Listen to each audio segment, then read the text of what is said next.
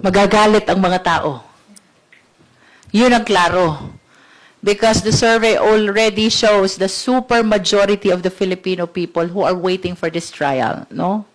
From my last recollection, 74% ng mga Pilipino ang gustong-gustong matuloy na itong impeachment trial na ito. Anong mensahe po kaya sa tingin niyo would it send if the Senate remains preoccupied po with internal leadership issues while an impeachment trial is pending?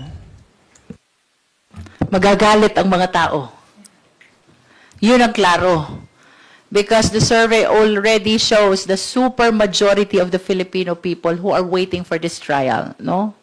From my last recollection, 74% ng mga Pilipino ang gustong-gustong matuloy na itong impeachment trial na ito. And remember, the allegations in the present articles of impeachment are the same allegation in the articles of impeachment back in the 19th Congress. Ibig sabihin, we are dealing with the same questions on threat, confidential fund, bribery, and unexplained wealth.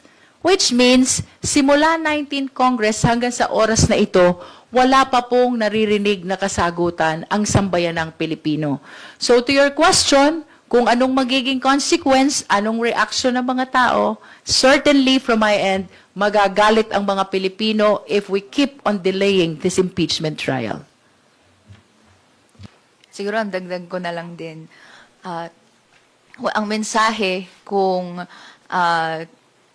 magkakaroon ng tuloy-tuloy na pagkakaroon ng delay ay isang araw na naman na hindi nauuna ang pananagutan. Isang araw na naman na hindi na pa-prioritize yung tanong, asan po ba napunta yung pera ng taong bayan? Asan po yung mga sagot para masabi natin na yung pamumuno ay naaayon hindi lang sa konstitusyon, pero sa anong pangangailangan ng mamamayan. Kaya nga po, as the days go by, nakita nating tumataas yung mga humihiling na magsimula na ang paglilitis. Dahil the longer this goes on, the longer these issues are unresolved, mas nararamdaman ng mamamayang Pilipino na hindi inuuna yung mga panawagan nila. Kaya po, para unahin natin yung priority of the Filipino people, kailangan nang magtuloy-tuloy yung paglilitis. Matagal nang iniintay ng sambayan ng Pilipino ang makita ang ebidensya at malaman ang katotohanan dito sa impeachment case na ito. At dapat wala nang maging sagabal sa trial sa Senado. Magagalit ang mga tao. Yun ang klaro. Because the survey already shows the super majority of the Filipino people who are waiting for this trial, no? From my last recollection, 74% ng mga Pilipino ang gustong-gustong matuloy na itong impeachment trial na ito. Anong mensahe po kaya sa tingin niyo would it send if the Senate remains preoccupied po with internal leadership issues while an impeachment trial is pending? Magagalit ang mga tao. Yun ang klaro. Because the survey already shows the super majority of the Filipino people who are waiting for this trial, no?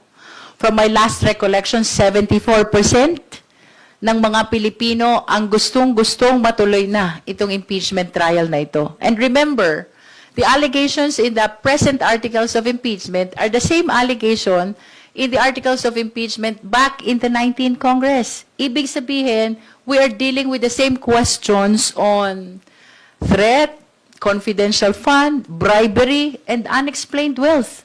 Which means, simula 19th Congress hanggang sa oras na ito, wala pa pong naririnig na kasagutan ang sambayanang Pilipino.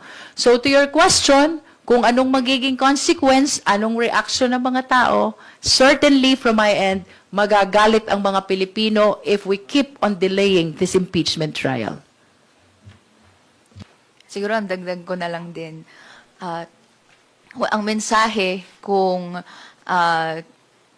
magkakaroon ng tuloy-tuloy na pagkakaroon ng delay ay isang araw na naman na hindi nauuna ang pananagutan. Isang araw na naman na hindi na pa-prioritize yung tanong, asan po ba napunta yung pera ng taong bayan?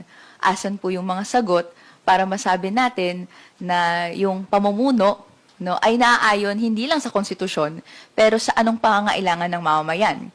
Kaya nga po, as the days go by, nakita nating tumataas yung mga humihiling na magsimula na ang paglilitis. Dahil the longer this goes on, the longer these issues are unresolved, mas nararamdaman ng mamamayang Pilipino na hindi inuuna yung mga panawagan nila.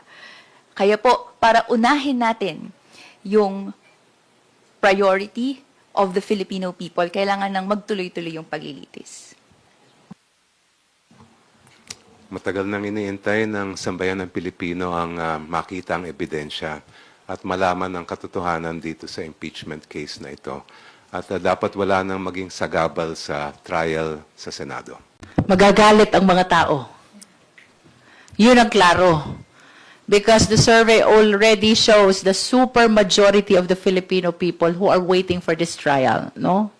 From my last recollection, 74% ng mga Pilipino ang gustong-gustong matuloy na itong impeachment trial na ito. Anong mensahe po kaya sa tingin niyo would it send if the Senate remains preoccupied po with internal leadership issues while an impeachment trial is pending?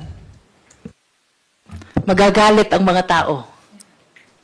Yun ang klaro. Because the survey already shows the super majority of the Filipino people who are waiting for this trial, no? From my last recollection, 74% ng mga Pilipino ang gustong-gustong matuloy na itong impeachment trial na ito. And remember, the allegations in the present articles of impeachment are the same allegation in the articles of impeachment back in the 19th Congress. Ibig sabihin, we are dealing with the same questions on threat, confidential fund, bribery, and unexplained wealth. Which means, simula 19th Congress hanggang sa oras na ito, wala pa pong naririnig na kasagutan ang sambayan ng Pilipino. So to your question, kung anong magiging consequence, anong reaction ng mga tao, certainly from my end, magagalit ang mga Pilipino if we keep on delaying this impeachment trial. Siguro ang dagdag ko na lang din, ang mensahe kung magkakaroon ng tuloy-tuloy na pagkakaroon ng delay ay isang araw na naman na hindi nauuna ang pananagutan. Isang araw na naman na hindi na pa-prioritize yung tanong, asan po ba napunta yung pera ng taong bayan? Asan po yung mga sagot para masabi natin na yung pamumuno, no, ay naaayon hindi lang sa konstitusyon, pero sa anong pangangailangan ng mamamayan.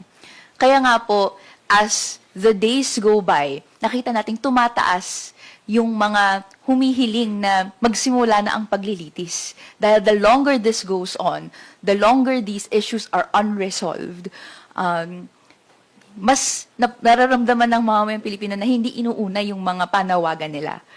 Kaya po, para unahin natin yung priority of the Filipino people, kailangan nang magtuloy-tuloy yung paglilitis. Matagal nang iniintay ng sambayan ng Pilipino ang makita ang ebidensya at malaman ang katotohanan dito sa impeachment case na ito. At dapat wala nang maging sagabal sa trial sa Senado.